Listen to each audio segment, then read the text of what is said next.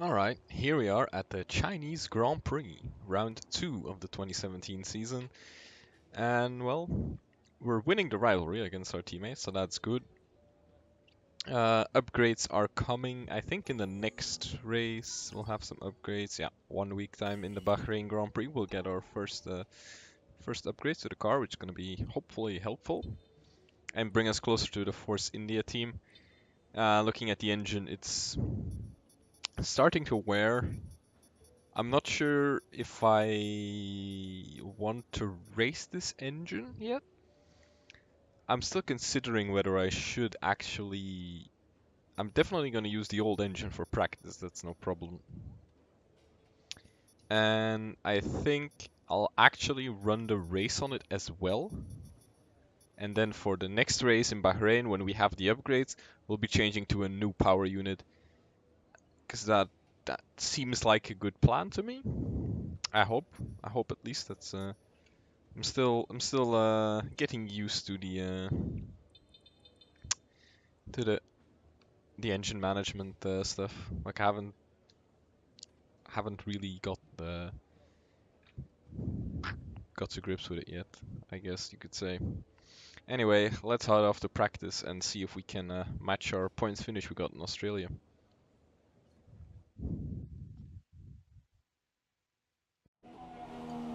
So just running through the practice sessions and completing all the practice programs.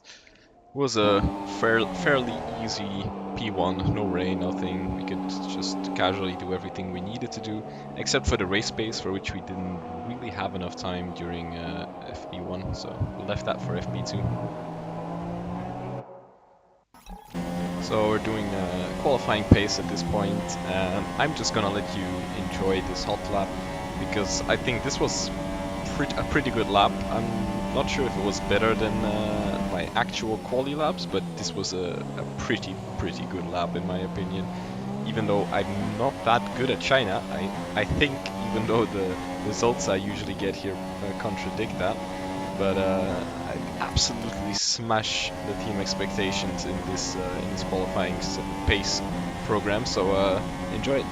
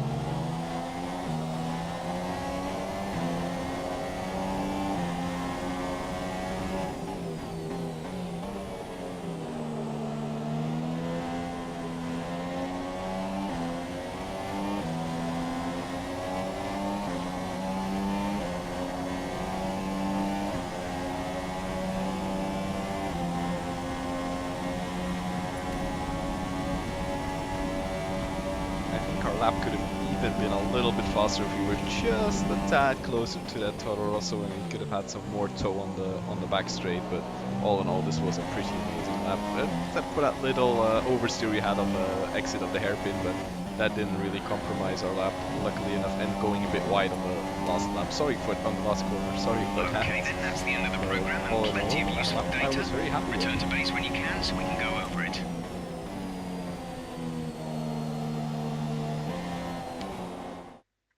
So after FP1, we managed to get enough resource points to take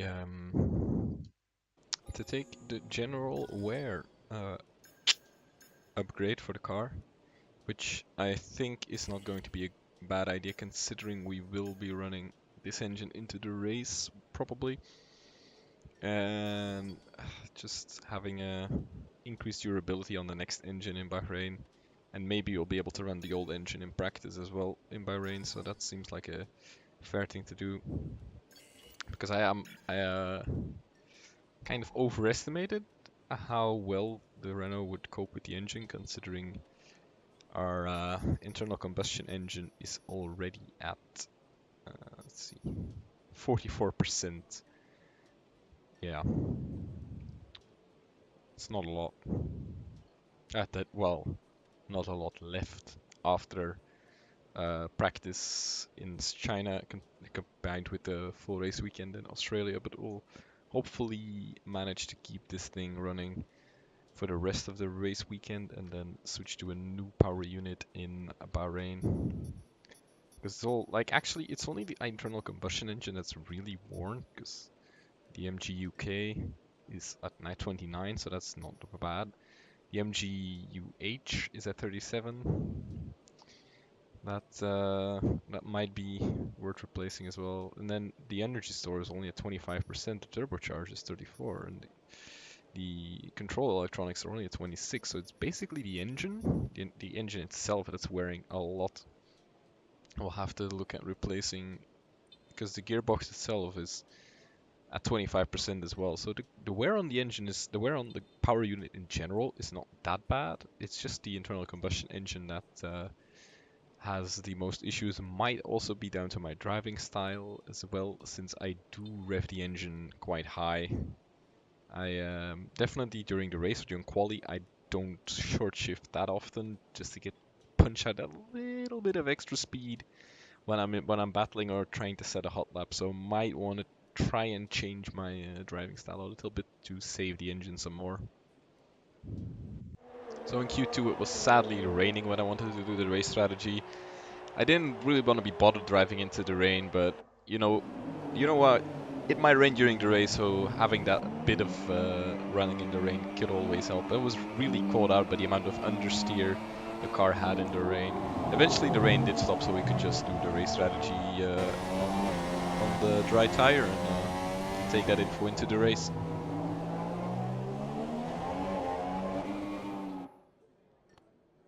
Hi, how are you? I'm just passing on your qualifying goals for this weekend. P10, that's gonna be quite the challenge for our Renault, I think. Let's see how far we can get.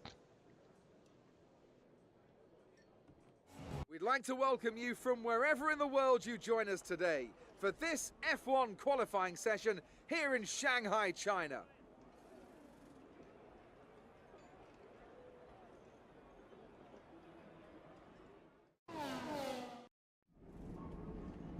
We don't think you'll have any trouble getting into the next session, so don't push too hard. Oh, just setting a banker lap here. Actually, not that far off the pace of the Mercedes and the Williams, but of course they just did one lap to see where they would stand, but they're definitely going to come out again. Plus, I think they did a run on the soft compound tire and not on the supers as we did. Looking at our next lap, we're already more than 2/10 up in the first sector.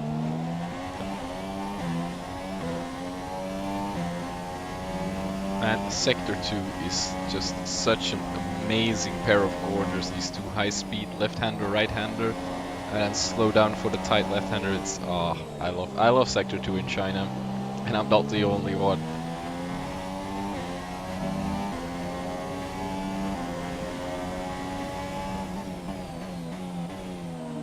Oh, how about that? We just went purple in Sector 2. I think this is gonna be a banger of a lap. Let's see if we can hold it together in the third sector.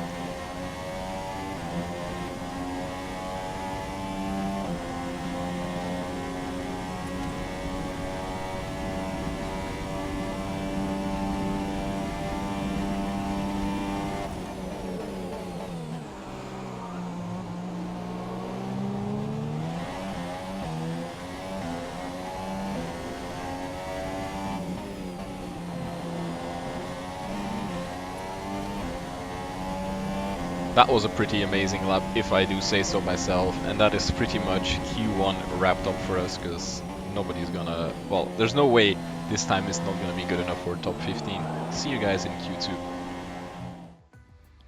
Looking at Q1 results, we can see we made it into the top 10 even with that time. Sadly, our teammate Nico Hulkenberg did not get out of Q1. Too bad. That gives us more points in the rivalry, so on the other hand, I'm not really complaining. expecting some rain soon. Expect the first drops in the next few minutes. Now that is going to make qualifying interesting, or at least I thought. I went out as fast as possible to put in a banger of a lap, or maybe 2 laps, to make sure I was in that top 10 before the rain hit. Because if the AI stays in the pit for a while and after the rain hits, they're either going to be compromised on the slicks, or they will have to run the intermediate tire, which is obviously a lot slower than slicks in the dry. So that really might save our qualifying here and get us a top 10 position, which would be very, very nice, considering our team set the goal for Q3 anyway. So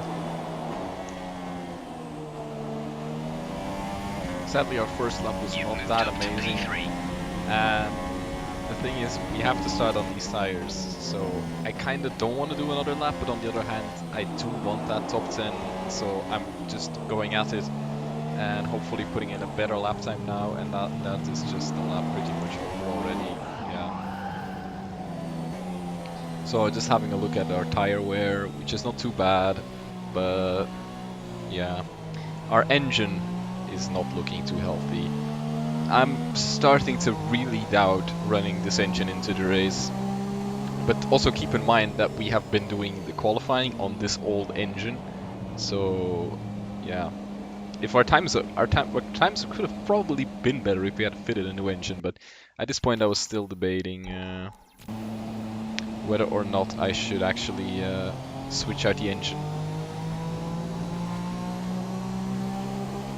Looking at the results, we're actually very lucky we made it into the top 10. I kind of overestimated the rain, as in everybody could still do laps on the softs, even though the rain was already hitting.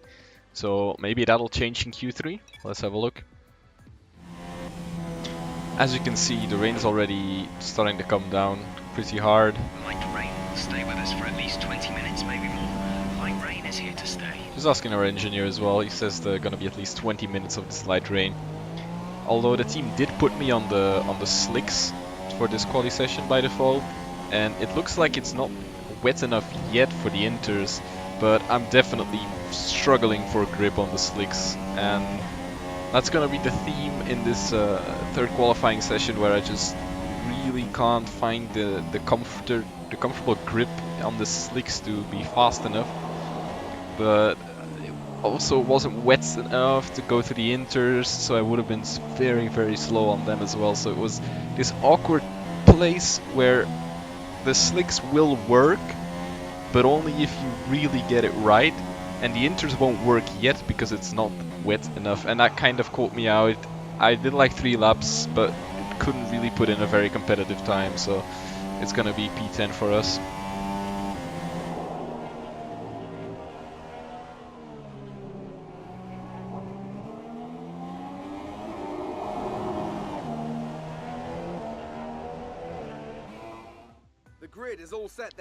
As I said, we could not put in a competitive time, but luckily for us, Kimi Räikkönen did not even go out in this session. And, well, that's P9 for us then, which is not too bad considering we had no pace whatsoever in Q3. For not being last, it's very nice. Alright, so here we are on the starting rig, just taking a look at the strategy, and when we have the personal strategy, it's actually going to give us a 1-stop. It's a stretch. The 1-stop is definitely a stretch, but it's so much faster. It's 9 seconds faster, so we're not gonna think about that too much and just go for the 1-stop.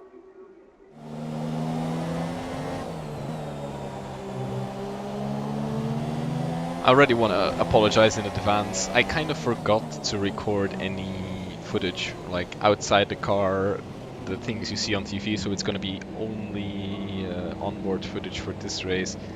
I was just very thrilled about the result we got here, so which you will see that I kind of forgot to record that replay. But anyway, the grid is forming up again, and we'll be underway any second now for the start. Here we go. 1, 2, 3, 4, 5 red lights, and away we go. Not the worst start, definitely not the best start. We get a good run up on Massa. Sadly, kind of on the outside, of course, being caught a bit on the braking, but here we can move on the inside of Bottas. Really have to watch out and not hit that Haas there. and my Bottas is still on my inside. I'll have to take the long way around. Of course, he's in a Mercedes, so he's a lot faster. I do get the slipstream here, and it's just even with the slipstream, he's just too damn fast. That's the thing. I just can't really catch up. On the inside of Vettel, of course, yeah. Once we hit the straight, there's no way. Going side by side with, I think, what is Grosjean at, going into the fast left-hander. And yeah, I of course have to go the long way around, but outside turns to inside, and we do make the move stick. That's us into P6 from P9. That is not a bad start, if I do say so myself. Now seeing if we can make up some ground to Vettel, but of course I think it's Stroll leading from Vettel. Yeah, so it's definitely not going to be easy because both of those cars are actually faster than the Renault, and in front it's the 2 Red Bulls, I believe, with Lewis Hamilton in P1. So we won't be making many gains towards the front, and of course we have to watch our rear because we have Grosjean with the Ferrari engine, and of course Bottas with the amazing straight line speed of the Mercedes behind us, which we'll have to defend for, because even with slipstream we tried to take a peek on the inside, but really there wasn't room to go on the inside, so I kind of have to park it there on the apex and let Vettel go through. But I mean, moving from P9 to P6 is definitely not a start I'm going to complain about, considering we were among a lot of faster cars like the Ferraris, the Williams, so this is not a bad first lap in my opinion.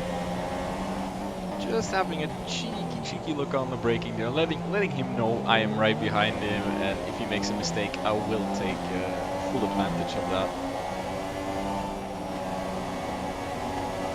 And right as I say that, he goes very slowly through this right-hand run. I kind of have to dodge him and go very wide. I think it was Stroll going quite slow through that, and Vettel just being caught out and not being able to pass him.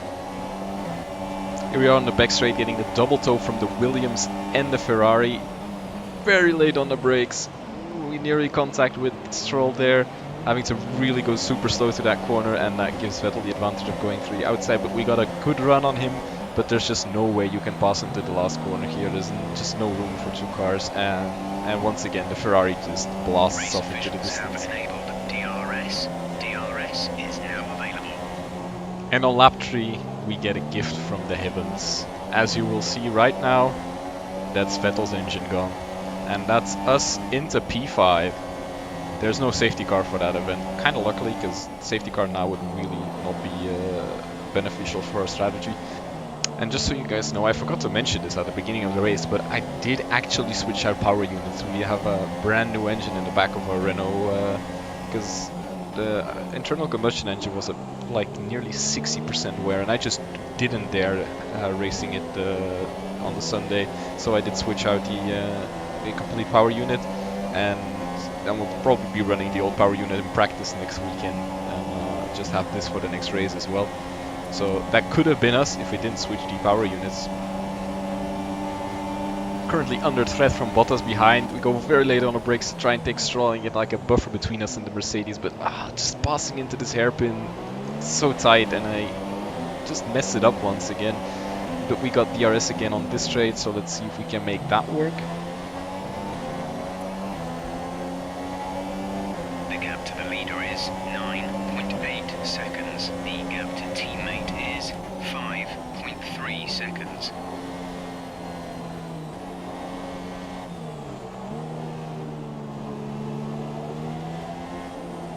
And yes, we managed to take Stroll into turn 1 and get ourselves up into P4. That is P4 in the Renault. But sadly, of course, the Williams does have the Mercedes power, and it will probably be coming back very strong on the back straight. On to lap 5 now. And to nobody's surprise, Fernando Alonso is out of this Grand Prix. Probably reliability issues again.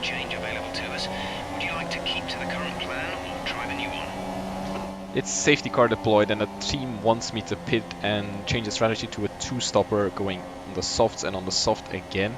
Except I've got a different idea. I'm about to pit now for the mediums and go until the end of the race. At least that's the plan. It's quite the stretch because I think we're 3-4 laps off our suggested pit window. These medium tires are really going to be going away until at the end of the race, but if we manage to do this on a one-stop, we'll have such a massive advantage to the guys in front of us. Because basically we are dropping down to the back of the grid now. But as you can see, nobody's pitting on their safety car because it's still too early. They still have a lap or 4 on the supers left. Definitely if they did not get into Q3, they still have at least like 5 laps left on those supers or softs. So they don't want to pit yet. Okay, stay clear. Jumping to the end of lap 7, safety car is coming in this lap. Let's see if we can gain some positions on the restart. We have the very slow McLaren Honda in front of us and the 2 Saubers. Somehow our teammate Nico Hülkenberg is running in P15 there. He hasn't been having the best of races. Of course, he did only qualify in P16. So it seems like we're doing a lot better than our teammate this race. He's not having the best of weekends. Our teammate is 2.1 seconds. Alright, going into turn 1, trying to find a way on the outside of Van Dorn, but we just don't have the speed and the grip. Jumping to the inside, behind Verline now, but Van Dorn's still there on the inside of the corner, and he actually gets the run of us, but we do like kind of dodge him and manage to go to the outside. We have him behind us now, and we manage to jump to the inside of Verline. Very nice, double overtake there. I was lucky the McLaren Honda was so slow, because if that had been any other car, there was no way I would have had the room to jump to the inside there, because he would have still been alongside me. But luckily that McLaren Honda is as slow as they come. Nico is in the pits now. Jumping for the lap 13, and you can see we are running P3. We are Okay, as... distance to teammate 3.2 seconds. Thanks for interrupting me, Jeff. But we are currently running on a podium finish. We still have 15 laps to go though, so we're gonna have to fight to hold on. But this is our strategy playing out beautifully, because coming from P15 to P3, we did not do a single overtake. That was just our strategy playing out. We were already pitted. Is 5.1 seconds. Thanks again, Jeff.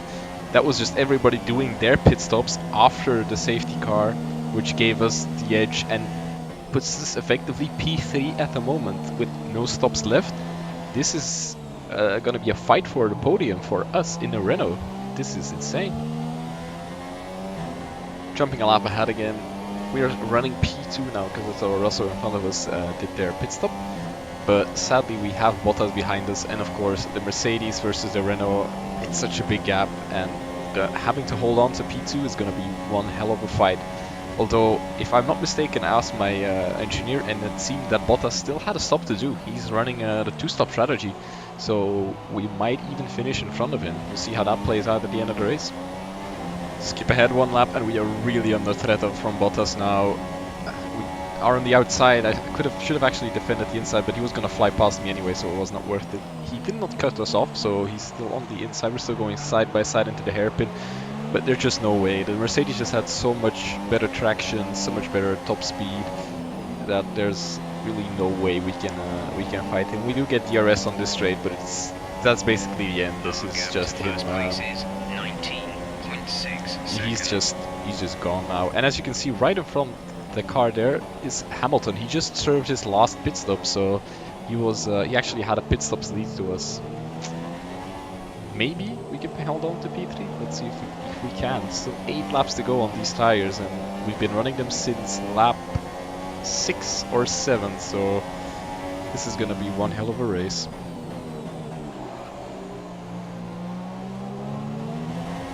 So we are a couple laps further again. We lost Bottas. I think he went for a pit stop, but we are currently under threat from Kimi Räikkönen now, pulling off to the inside. Some kind of braked slipstream, but we just are no match for the straight line speed of that Ferrari. And he just gets us on the braking, but he locks up, and that was too close to comfort. And we have a little bit of oversteer there as well. And we do have DRS on the straight, but as you can see, he's just pulling away. This is P3 for us. Let's hope we can hold on to that. We have Ocon behind us, who is quite far back. I think he's about 15 seconds between us. So I think P3 could really be where we finish. Yellow flag. Next lap, and yellow flags in the turn 1. Let's see what's happening, and that seems like trouble for Kimi Räikkönen. He is out of the race. That is both Ferraris out of this Grand Prix. I don't know what they're doing with their engines, but it seems like they really need to change their strategy. With only 2 laps to go, a couple of laps back, Bottas managed to overtake Ocon for P3, and it didn't take him a lot of time to be able to catch up to us as well. With 2 laps to go, he's almost within DRS range, and this is going to be the hell of a fight to keep him behind us, because as we saw earlier on in the race when Bottas was behind us, we were really struggling. He was just so fast, and the only really part where we could kind of stand a chance was here in sector 1, sector 2 maybe. Could like follow him, but not much more than that.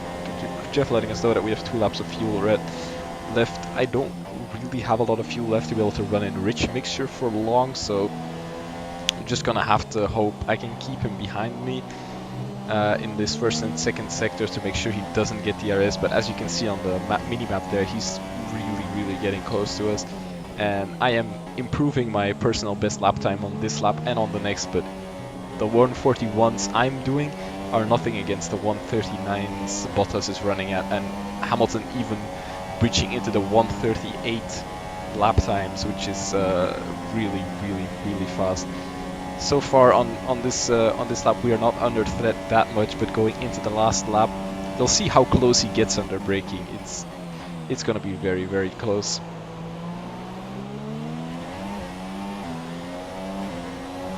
And yeah, as I said, I don't have the replay cam, so you'll have to do the onboard sadly, because I'd love to have seen this in the replay. And as you can see, our front tires are just absolutely shot. 62% on the front left.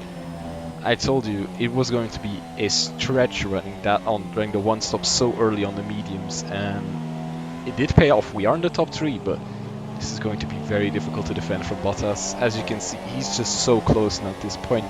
He might even be shaping up for a move into the hairpin, although I think he might be too far back.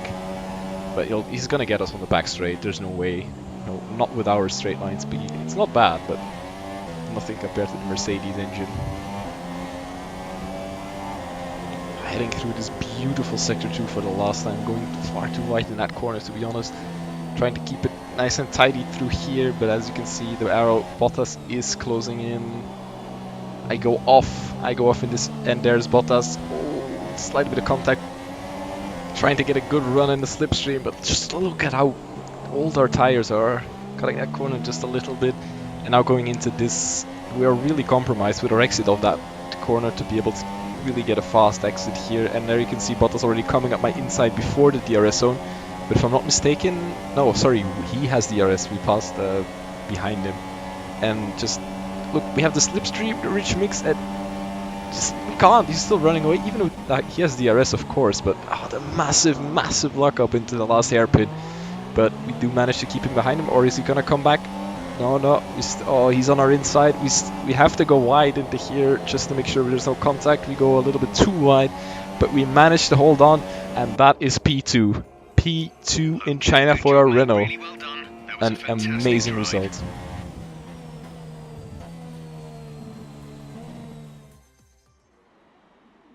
Brilliant stuff from Mercedes today. That's another historic win. Anthony, what do you think made the difference here? Without a doubt, the safety car changed everything today. The key to their success was keeping calm and reacting to the situation quickly. We've seen teams in the past throw away wins because they were too hesitant, but here they were decisive, and that's allowed them to take the advantage. So as I say that, we can see the drivers coming out now to collect their trophies. It's yet more silverware to take back to their base in Brackley after another excellent Grand Prix.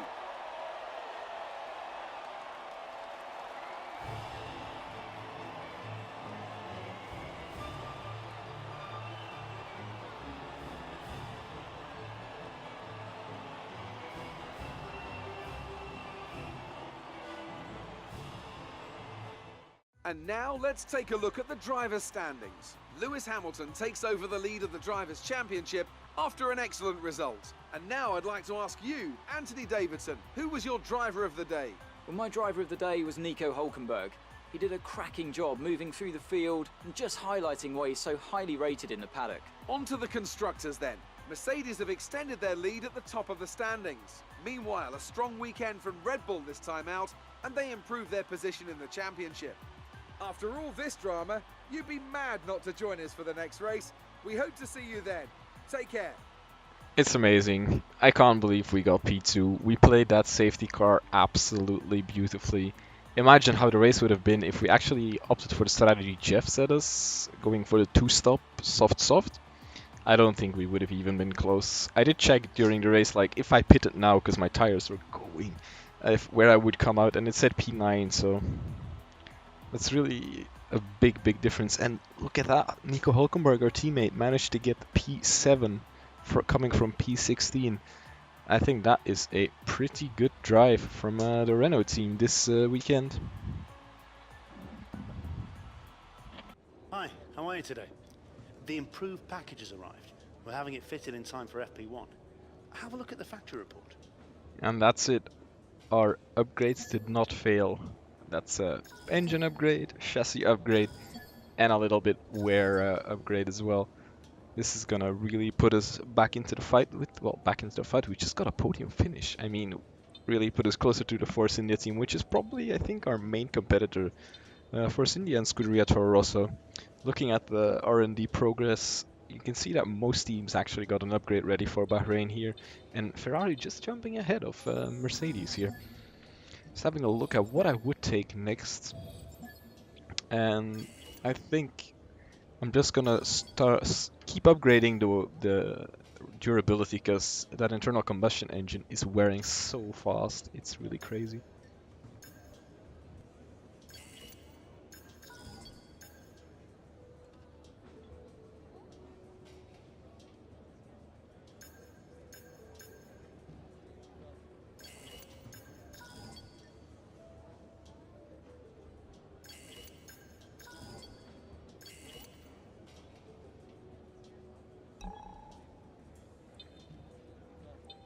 And before we forget, let's quickly switch back to the old power unit so we don't ruin our almost brand new power unit we used in the China race, so we can actually run that in the Bahrain race as well, probably in quali as well, because I don't think I'm gonna do quali with this worn out engine.